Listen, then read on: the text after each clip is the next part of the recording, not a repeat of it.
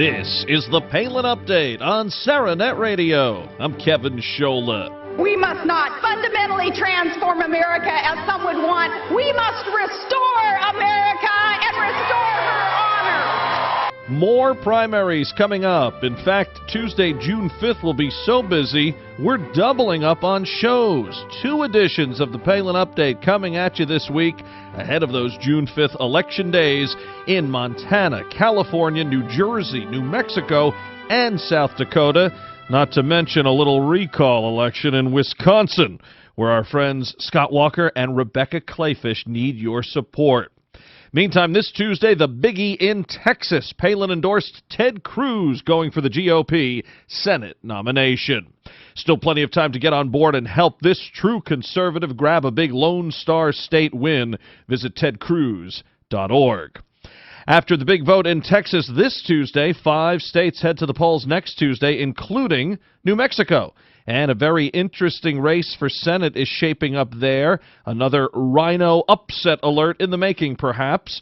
We saw Richard Murdoch pull off the win over Dick Lugar in Indiana. And now Greg Sowards is hoping to replicate that feat as he goes up against the woman the American Spectator recently called Queen Rhino. Sowards battling Heather Wilson for the Republican nomination for a vacant U.S. Senate seat in New Mexico. Can Sowards topple this member of a GOP group that opposes the repeal of Obamacare?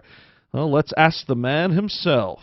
Greg Sowards, thanks so much for being on the Palin Update on Saranet Radio. How are you, sir? I'm doing great. Kevin, how are you all doing? Very well. We appreciate you being here, and we know you are out and about kicking it old school, meeting people face-to-face and hearing their concerns. Have you enjoyed your campaign around your beautiful state? I have. It's great to get out into the hinder parts of the state and, like you say, meet people that you might not normally have an opportunity to visit with.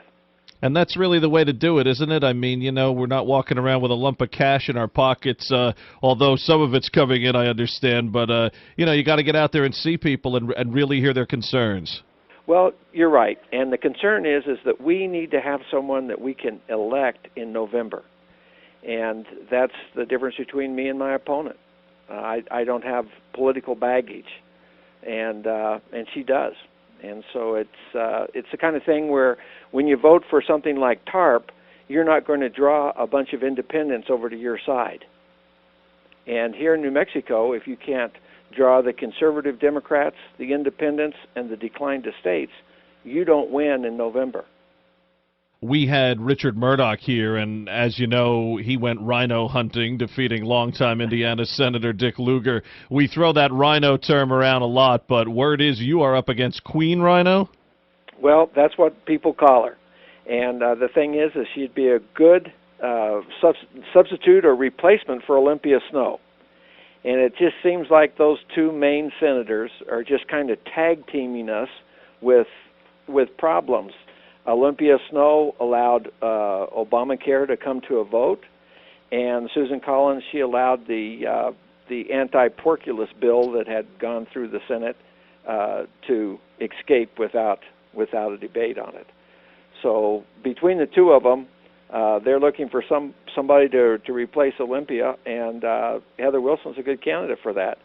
They are members of the same Main Street Republican partnership that helped to float through the Kyoto Protocol, to initiate the Kyoto Protocol, and also to allow the EPA to become a cabinet-level position. So they're on the same side of the street when it comes to liberal ideas. It's got to be very frustrating. I mean, even more so when you see something coming from the left or from the Democrats. You expect it, but you have somebody, they have that Republican Party next to their name, and here, like you said, I mean, issues like Obamacare and things that are just crippling this nation right now, and here they are, you know, if not voting for it per se, allowing it to get to that point. Well, sure. And, you know, the funny thing is she's got a commercial out there talking about how both parties have driven us to the brink of financial meltdown by continually raising the debt limit. And she voted to raise the debt limit year after year after year, and actually doubled the nation's debt in the 10 years that she was in Washington, and voted for TARP on her way out. Well, we're seeing, some positive signs right now, and Governor Palin talked about this a while back, or really in the 2010 elections, about it's not just November when you go after liberals and Democrats, it's also these primaries and the entrenched career politicians, or those maybe who haven't been there that long but are just not getting it done, and they're going to be in trouble too. And now it's starting to, be put up on the scoreboard here, as we see in Nebraska and Indiana and possibly coming up in Texas. Let's learn a little bit more about you, sir. Tell us about your distinguished military background, and let me say thank you so very much for your service. You bet. Well, I enlisted in 1970, 3-year enlistment. I went to school for about a year and was stationed on the East Coast. And then after that, I was stationed in Korea for 13 months and returned home, went to the University of New Mexico, met my wife, started our family, taught in the public schools, started a manufacturing business, and was awarded 5 U.S. patents. So I'm used to thinking outside the box when it comes to solutions. And then we started our present business, and we have 75 employees, and we've been at it for a while now. So I know how to sign checks on both sides. You always sign your own last after you've signed everybody else's and taking care of your obligations. I have a large family. I have 6 children, and at present we're at 20 grandchildren. So I feel like I have a lot invested in the future. And if you think I'm going to go to Washington and come home to the people that helped send me there, and I'm talking about my family because they've all supported me in this, and come home and explain to them how it is that Washington was stronger than I was, that's a conversation I'm not willing to have. Well, that's great news here. As a committed family man, you're a successful businessman, too. From the business angle first, what do you think when you hear liberals now trying to attack capitalism? Well, it is funny, isn't it? The very form of commerce that has given us the greatest lifestyle in the world, and they're attacking it as though it's our enemy. And we need to embrace it, and that's how we're going to bring our economy around, is by embracing it and deregulating, allowing businesses to pursue the profit angle, and that gives everybody a profit. Whenever you're going to make money from somebody else's labor, you're going to want to hire them, and so that's how you create jobs. You have to be. I always tell people and my children, you have to be worth more than what you're getting paid, or there's no incentive for your pay to continue.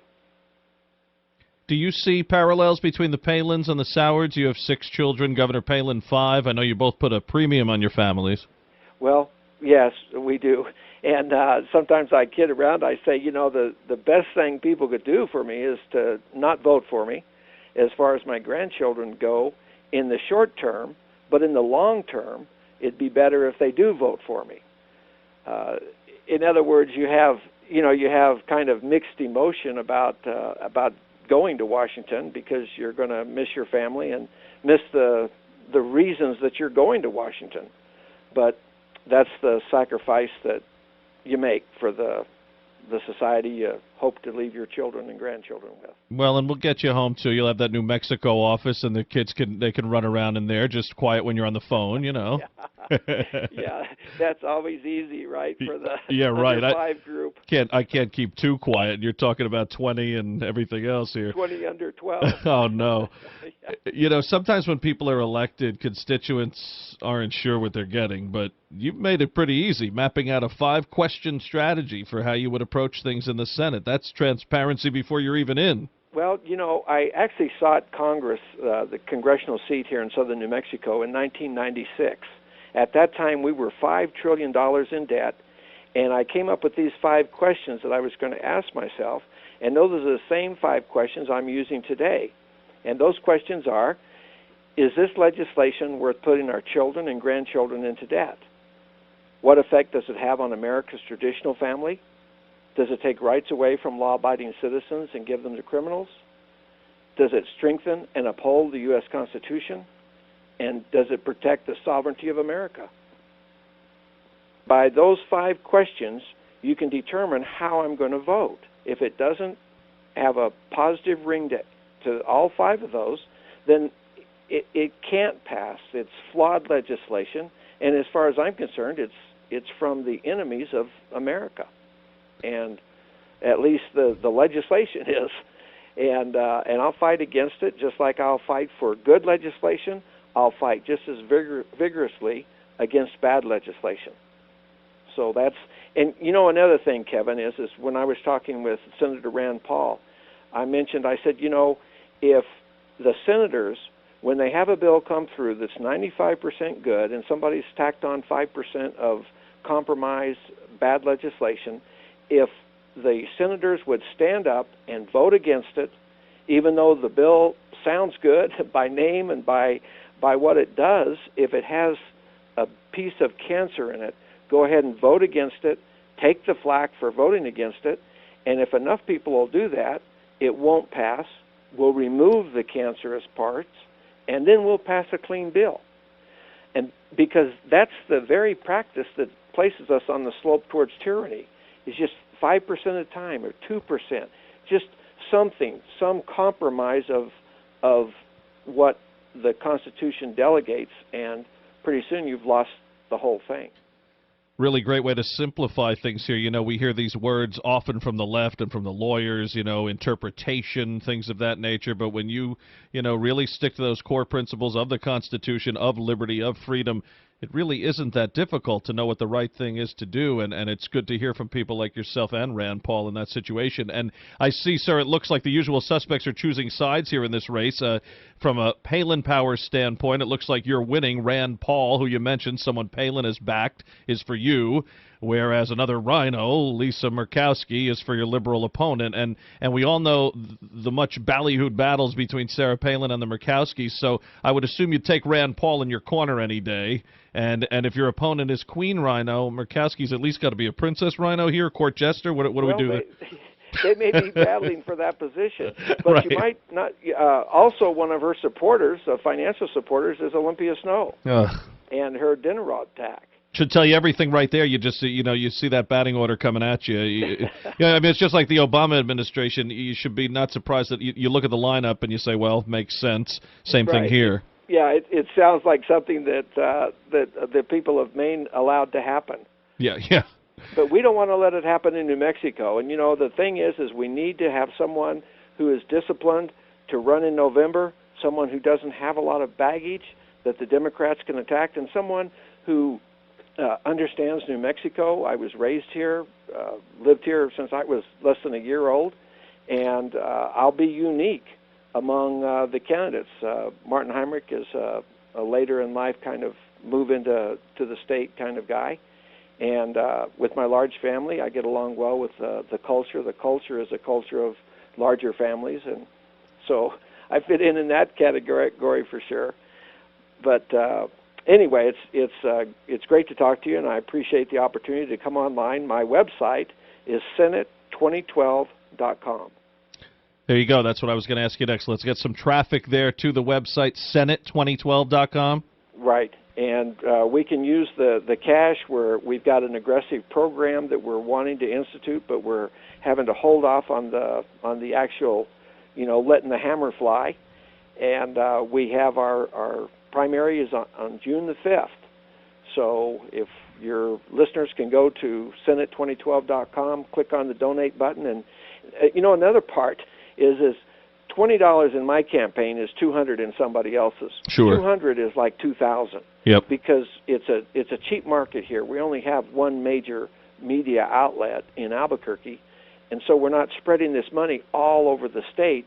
Another big bonus is we're going to have a low voter turnout right now, and because she is a liberal, or there's no passion behind her, because she's a moderate liberal, she's not really a Republican, etc., and so there's no passion behind her, and that will be a good opportunity for people who are passionate about our values to get out, make the commitment, get out and vote.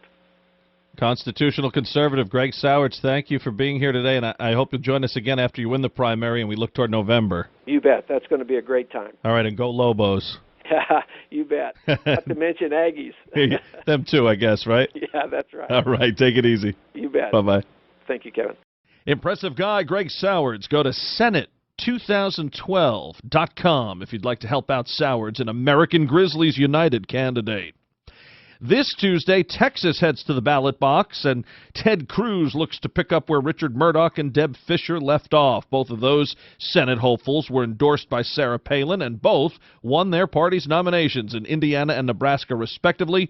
Cruz also has an official Palin endorsement and has said the excitement has been just sky high since Palin got on board. Now it comes down to the votes, or shall we say the final votes. Texas has been casting ballots in early voting for some time, but actual election day is Tuesday, May 29th. Go to tedcruz.org to help him get over the hump. tedcruz.org, tedcruz.org. Again, folks, due to a very busy June 5th, 5 states voting, and the Wisconsin situation, we'll be back with another show later this week to give some more candidates a chance to reach out to the voters. You can follow us on Twitter at SarahNet Radio, and we are now on Facebook too, so please like SarahNet Radio on Facebook. And if you want to stick it to the left, you have to wait a little bit. Overwhelming demand, and we thank you so much for this. We are all out of SarahNet Radio bumper stickers, but we will be restocking soon, and they will be available for purchase this time around. Again, though, thanks so much for all your support of the Palin Update program and the SarahNet Radio Network. Well, that'll just about do it for this edition of the Palin Update on SarahNet Radio. Visit SarahNetRadio.net for continuing coverage of Governor Palin. I want to thank everyone here at SarahNet Radio. Thanks to Greg Sowards, and thank you for listening today. Please be sure to join us next time for another edition of the Palin Update. I'm Kevin Scholla. Have a pleasant day.